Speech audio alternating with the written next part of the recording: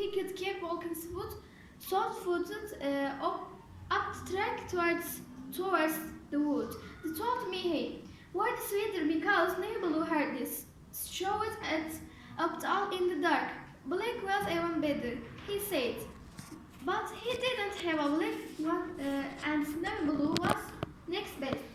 The picket chap was important too. He explained because to pick cast a shadow or one face.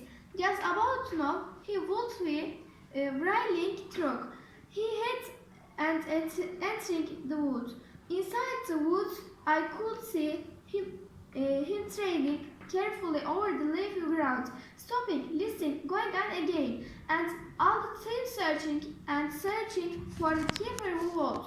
Somewhere be standing still as a post beside a big tree with a gun on the.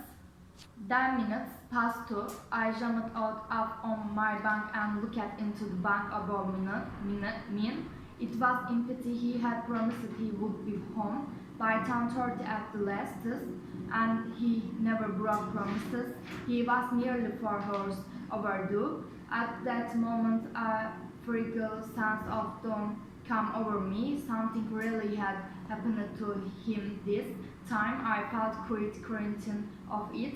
Hold it, I told myself, don't get panically. Last week you got panically and you made a bit of a fool of yourself.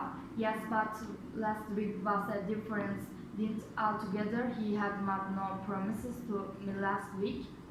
This time he had said, I promise I will be back by 10:30. That were his exact words, and he absolutely never broke a promise. I looked again at the clock. He had left the caravan at 6, which meant he had been gone over 8 hours. It took me 2 seconds to decide what I should do. Very quickly I stripped off my pajamas and put on my shirt and my jeans. Workshop. I paused for a moment beside the pumps.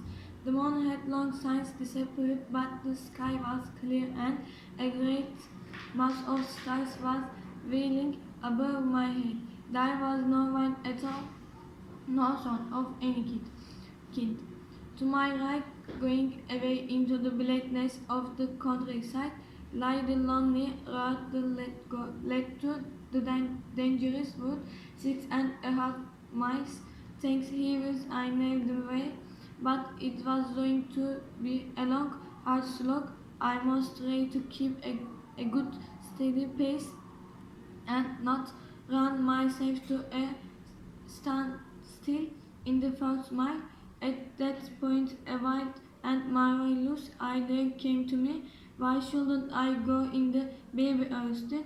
I really didn't know how to drive. My father had always allowed me to move the cars around when they came in for repair. He let me drive them into the workshop and back them out again afterwards, and sometimes I drove on of them slowly around the pumps in first gear. I loved going it, and I would get there much quicker if I went by car. This was an amazing. Going on again, and all time searching for the keeper who would.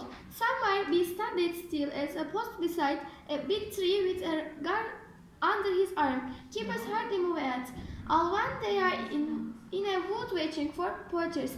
He had told me they stand there still right up against the trunks of a tree, and it is not easy to spot a motionless man in that position at willing when the shadow are as dark as a wolf mouth. I closed my books.